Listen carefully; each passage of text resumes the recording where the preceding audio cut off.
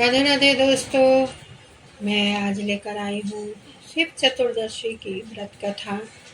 दोस्तों, शिव चतुर्दशी महीने में 2 बार आती है, एक कृष्ण पक्ष, दूसरा शुक्ल पक्ष। उसमें से एक कृष्ण पक्ष की व्रत किया जाता है। इसकी कथा इस प्रकार है। शिव चतुर्दशी की व्रत कथा के अनुसार एक शिकारी अनजाने में शिव की पूजा करता है और शिवरात्रि का व्रत रखता है, जिससे उसका हृदय निर्मल हो जाता है और उसे शिवलोक की प्राप्ति होती है। भविष्य पुराण के अनुसार यह व्रत हर महीने कृष्ण पक्ष की चतुर्थी को किया जाता है और इसे करने से व्यक्ति काम, क्रोध, लोभ और मोह के बंधन से मुक्त हो जाता है। प्राचीन काल में चित्रभानु नाम का एक शिकारी था, जो जानवरों की हत्या करके अपना जीवन यापन करता था। एक दिन वह साहूकार का कर्जदार था और उसका ऋण समय पर नहीं चुका सका, जिस कारण साहूकार ने उसे शिव मठ में बंदी बना लिया। संयोग से उस दिन शिवरात्रि का दिन था। शाम होते ही साहूकार ने शिकारी को ऋण चुकाने के विषय में बुलाया, तो शिकारी ने अगले दिन सारा ऋण चुकाने का वचन देकर बंधन से मुक्ति पाई। अपनी दिनचर्या के अनुसार वह शिकार के लिए जंगल में निकला, लेकिन दिन भर बंदी गृह में रहने के कारण वह भूखा प्यासा था। शिकारी एक पेड़ पर चढ़कर शिकार की तलाश करने लगा। पेड़ के नीचे एक शिवलिंग था, जो बिलपत्रों से ढका हुआ था।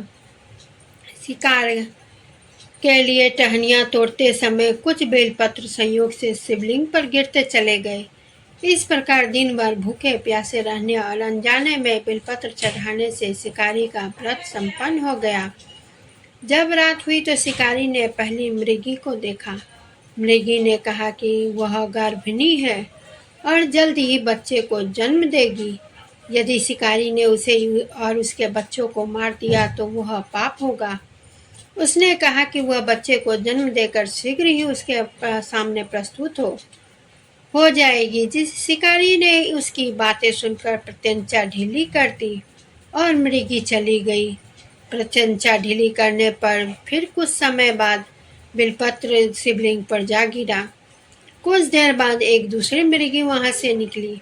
उसने शिकारी को बताया कि वह ऋतु काल से निवृत्त होकर अपने प्रिय को खोजने जा रही है और शीघ्र ही अपने पति से मिलकर वापस आ जाएगी। शिकारी ने उसे भी जाने दिया। रात्रि का आखिरी पहर बीतने के साथ शिकारी ने एक मृग को देखा। मृग ने कहा कि यदि शिकारी ने पहले 3 मृगों को जीवन दान दिया है तो उसे भी जीवन दान दे, वह उन सबसे मिलकर वापस आएगा। शिकारी ने मृग की बात सुनकर उसे भी जाने दिया। उस समय उस प्रकार अनजाने में ही उसका रात्रि जागरण और शिव पर बेलपत्र चढ़ाने का पूर्ण हुआ, जिससे उसकी पूजा संपन्न हुई। शिकारी के इस तरह अनजाने में शिवरात्रि का व्रत करने से उसका हिंसक हृदय निर्मल हो गया। थोड़ी देर के बाद वह मृग सपरिवार शिकारी के सामने उपस्थित हुआ। जंगली पशुओं की ऐसी सत्यता और प्रेम भावना देखकर शिकारी को ग्लानि हुई और उसकी आंखों में आंसू निकल पड़े। उसने मृग के परिवार को जीवन दान दिया और जीवन में कभी भी हिंसा न करने का संकल्प लिया।